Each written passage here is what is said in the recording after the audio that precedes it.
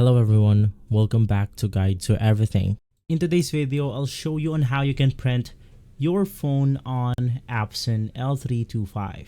So basically, to print from your phone to an Epson L3250 printer, you'll need to connect both of your phone and printer to the same Wi-Fi network or use Wi-Fi Direct. Then you can then go ahead and open up the Epson Smart Panel application or the Epson Print Enabler to go ahead and manage the printing from your phone.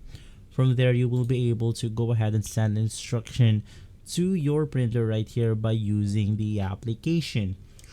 From there, you can just go ahead and simply click on your print.